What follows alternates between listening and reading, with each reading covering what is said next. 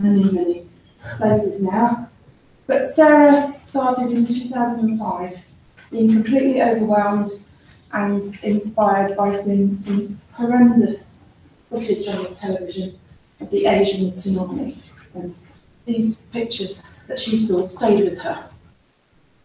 So something quite profound and very serious affected her thoughts from that moment onwards, and she wasn't able to sleep for 48 hours and decided within her capacity she would put into action everything she could to help these people. So let's have Bridge 2 starting. So I'd like to introduce Sarah Griffith and enjoy the talk, everybody. Let's clap, shall we?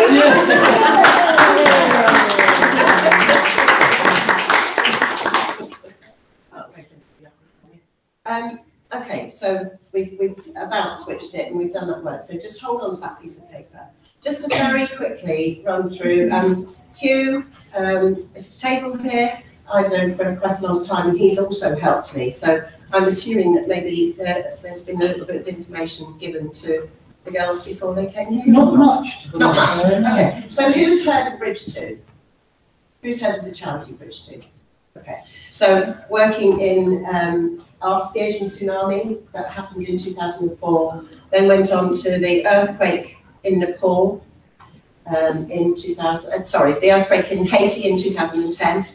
Then the earthquake in Nepal, the Philippines. And just recently, with the refugees in both France and Greece. And my most recent trip has been to Paris. I went last weekend to take tents and sleeping bags to refugees living on the streets.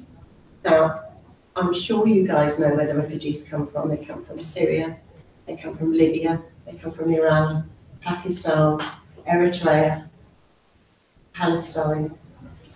And they are leaving war-stricken countries. They've got bombs dropping on them. They're seeing their children die. They are being taken in by Assad's army, by ISIS, by all sorts of infections that are happening in their countries. They're running away from nothing. Why don't they stay and fight? There is nothing to fight for, or you're fighting for the evil person on the other side. And that's Assad's army, basically, because he is dropping chemical bombs on his own people, much as he denies that. Now, the title of this talk is My Authentic Self, and anybody that knows me will know I don't really like talking about myself because it's about my work. I'm not a selfie person. I don't like taking selfie pictures of me, particularly unless there's a kind of a reason for it. I would much rather focus on the people that I'm helping and just take it back to base and think about the people that we're helping. You guys are helping too. You give money into overseas aid in Guernsey. Your families give that by your tax. And I truly believe, and this is where my authentic self comes in, that I am in a really good place. I've got a roof over my head. I can feed myself. My children are looked after. They're working, they're healthy. So all those things come into play. I believe it's my duty, so this is authentic Sarah here, to help those people, to help people that are disadvantaged, that don't have what I have. Now I'm hoping that you also have that perception of what happens in the world too. And I'm just going to ask you very, very quickly, and I'm going to run through and just ask you to call out what you've written on your piece of paper. So let's start with you. Real. True. Original. Original. True. Real. Unique. Original. Unique. Unique. Original. Okay, just the first. Individual. Very good. The first row. Unique. Original. Individual. Let's go to the second row. Real. Unique. Real. Strong. Real. True. True. Real. Mirror. There you go. Isn't it interesting? Isn't it interesting? Honest. Honest, lovely. Original. Original. Real. Real. Real. Original. Unique. There you go. So, the word authentic, can you ask that question at the beginning? What does that mean? And that's a very interesting question. What does that mean? And what authentic means to me is a combination of all those words that you have used here and more. So, what I did was I went online and I looked at the definition or the definitions of unique. And I did it with myself in mind, thinking how many of these words actually mean something to me. So, some of the words that come out from the word, and just remember that word, authentic. This is what this is about, authentic. Integrity, being true to yourself. Who said true? There you go. Integrity is being true and honest. Intuition,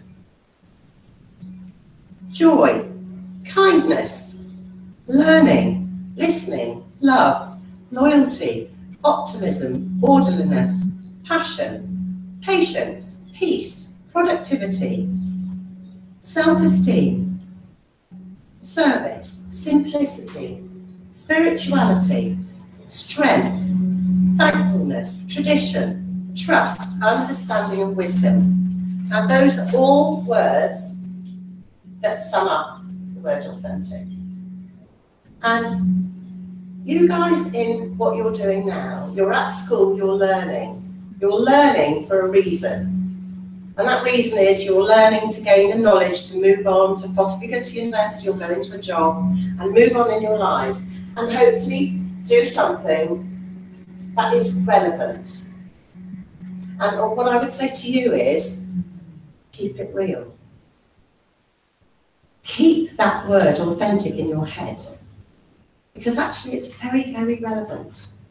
Not just for women and girls, but for all of us.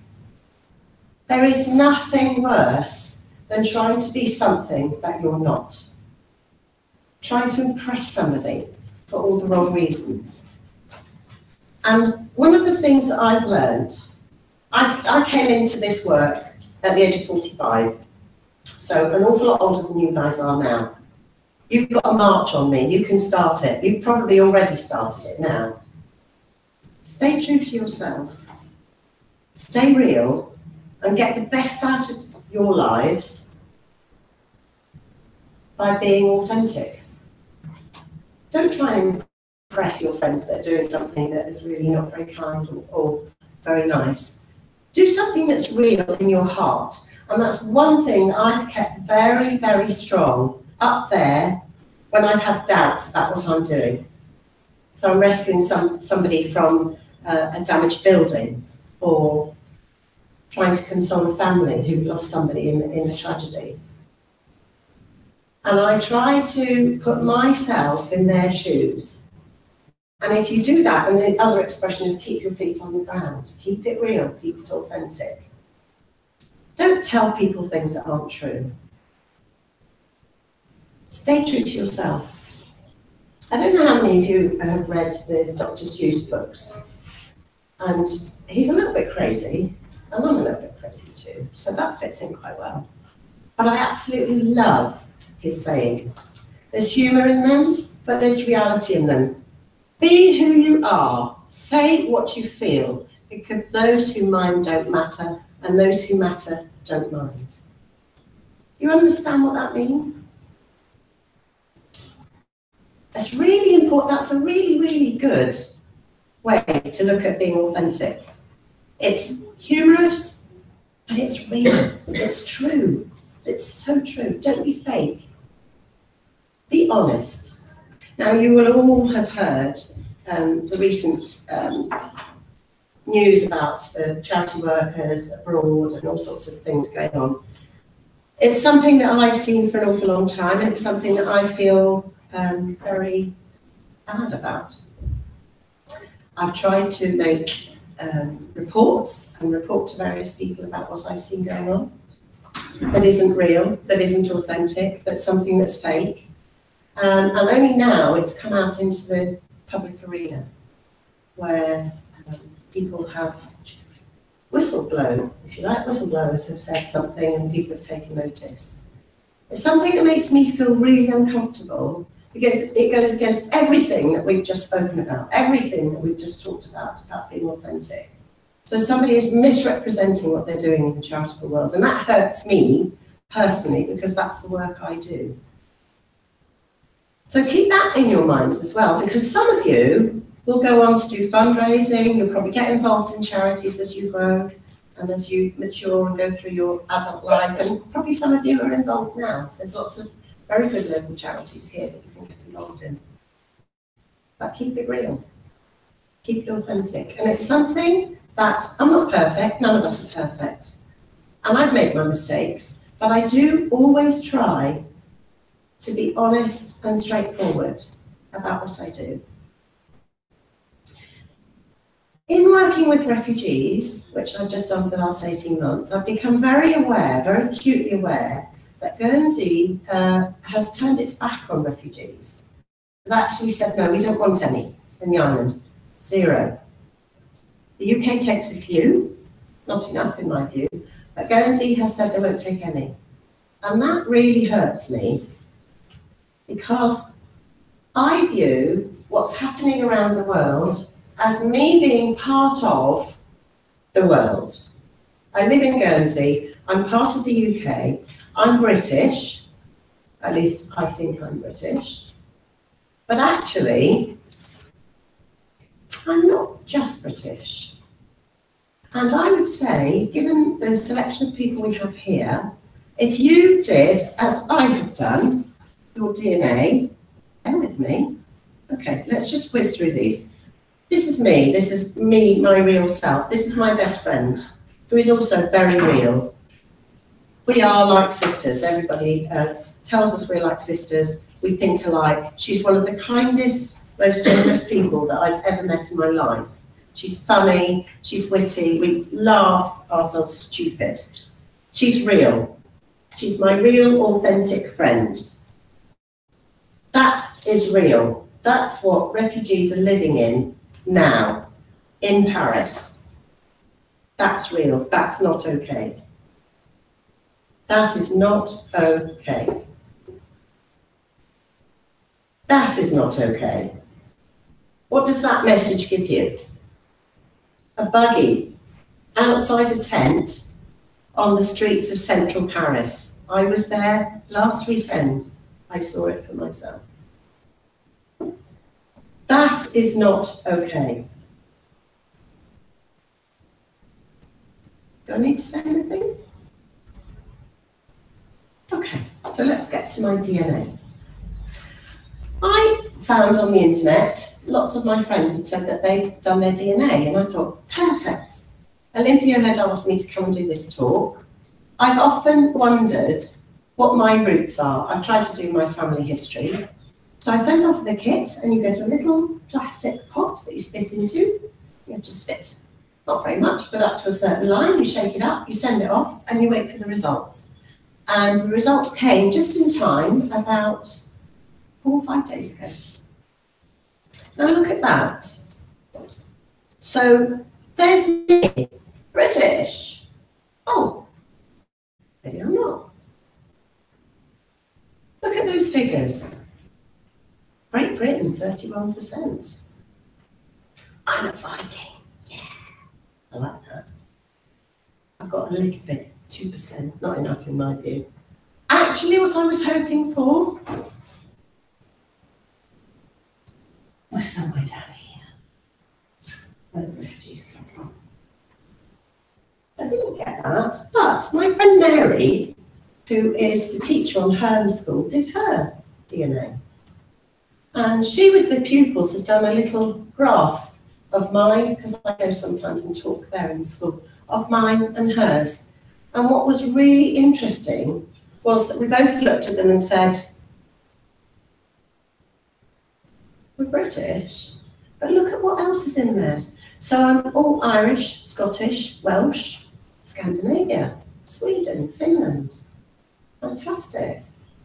So when you come to borders and boundaries and countries protecting themselves, and coming back to Guernsey here saying we won't let refugees in, why not? Why?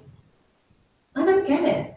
Oh, you can't let them in, they're terrorists, they're jihadi terrorists, they're going to rape all our women and rob our houses and steal our cars.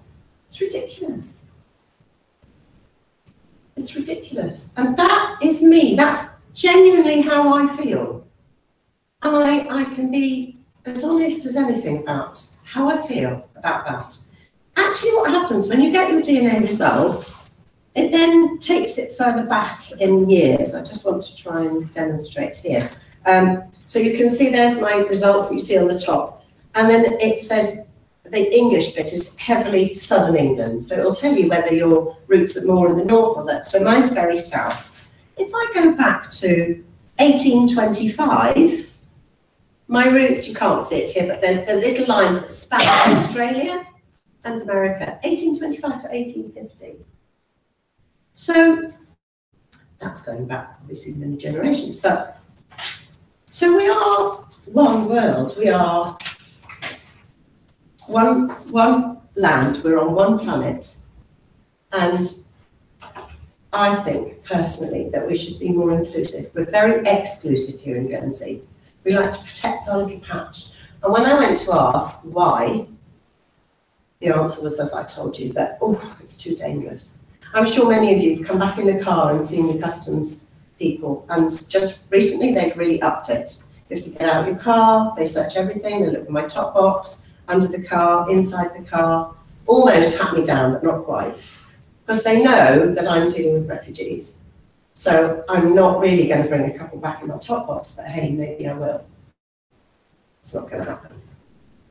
But I'm kind of ashamed that we as a society have taken that stance to do that, because that's not how I feel. And I'm not saying that laws should change just because I want them to change.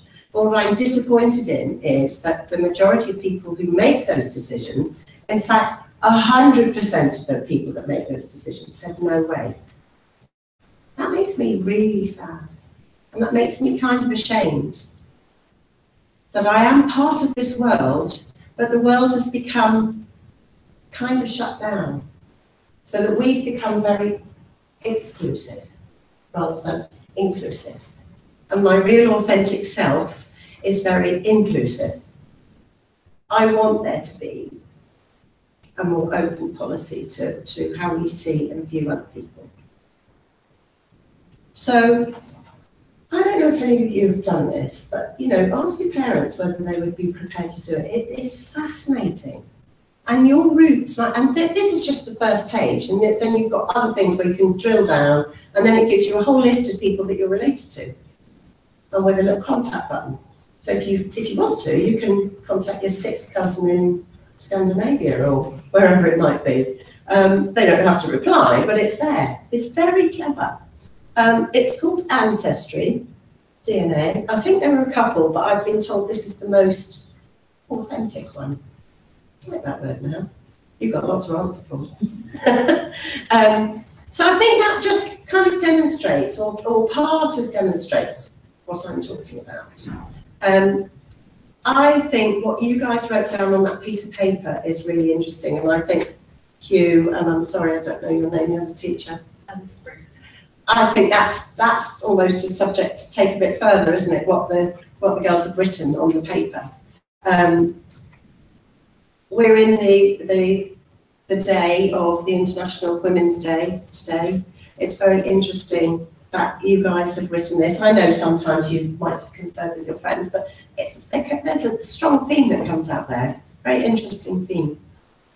And it's really good for all of us to take a title. Olympia sent me an email and said, would I talk about my authentic self? And my immediate reaction was, you've got to be joking. I'm not doing that. Who wants to hear about me? But it's actually not about me. It's about my influence in terms of what I feel and into what I do. And that is trying to help people from other countries. So my experience in the last 18 months, Olympia, 5 minutes. See, I'm right, I'm going to show you a film. Okay. That's my authentic grandson. And that's my authentic son, and his girlfriend, and my grandson. I haven't got time. Very quickly, just read that.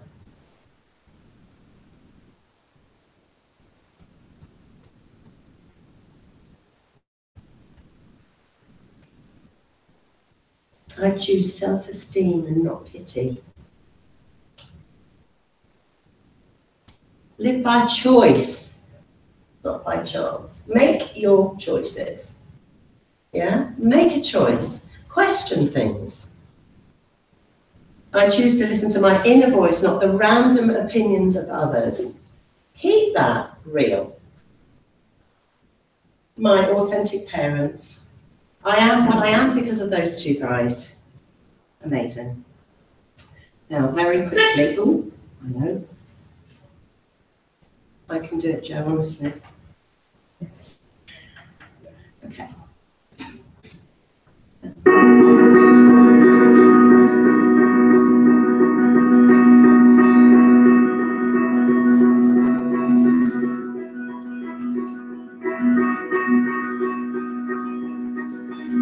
These are all children in the refugee camp I worked on in Greece last year.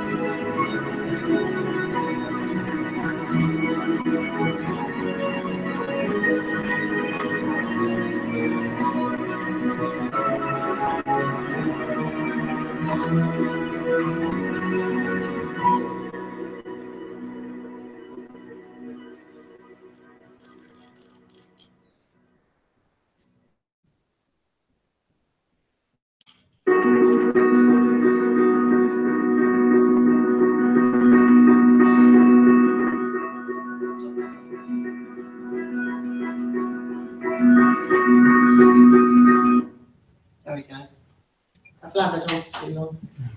It's Just one last message, just be true to yourselves. Authenticity, I know what that means. Yeah, it's good for you. Thank you so much, Sarah. I've been deeply touched by your exploration of what it means to be authentic. And I'm sure we've all got a much clearer idea of what that means. And it's something that we can continue the discussion on, I'm sure, at other points in our conversations with each other, between you and your mates, with your family and friends, and possibly at school in PSHE. But thank you all for coming this morning. And also to continue that conversation in your lives, or perhaps at home, at school, the conversation of inclusivity. That's so powerful, such a powerful message, that we all need to hear as a nation, as a planet of people. It's a really powerful message that we need to take forward as well. Possibly will be something that some of you maybe one day will be involved in one way or another. So thank you from the bottom of my heart, Sarah. I was deeply touched by your talk this morning, and I'm so proud for you to be one of my amazing women. Thank you very much, really. Can I just say thank you to Olympia? Her idea, Amazing Women, the Yellow Chair Project. I'm sure the guys will be going to look at the paintings. Olympia has a very, very, very special talent. And my children are super cynical about anything to do with me visually. And when my eldest son saw the picture, he just went, wow, she's got you. And she gets it. She's authentic too. So I think what's happening next is the group's going to be split into two again. Yep. So one group is going to go into the gallery with me and Linda Basso. The other group's going to go into the museum to have a look at the collection of paintings by local women artists. Yeah. So I'm not sure how we're going to divide the group. Can we leave that to you? And I'll see some of you in the gallery now. Shall I just collect the pencils on the way out? Yes, that'd be great. Well, actually, you can keep your pencils till the end of the visit. Yes. So you might want to make some notes. I'm just taking that piece of paper. You guys Yes, might keep a want to. piece of paper, because as the morning progresses, there might be things that you hear in people's talks that you might think, oh, I really like that. That's a really good soundbite, or that's something I'd like to hold close to my heart for the future. So make notes of things this morning, because this is going to be something really important, I think, for you to reflect on at some point in the future. So yeah, take a piece of paper with you, your catalogues, your pencils. Sarah, you're welcome to join us in the gallery if you'd like to. And I'll leave it to you to organise. Yeah, great, okay. So I'm Jo, for everyone. This over here is Elizabeth, one of our museum volunteers. We've got an all-female team.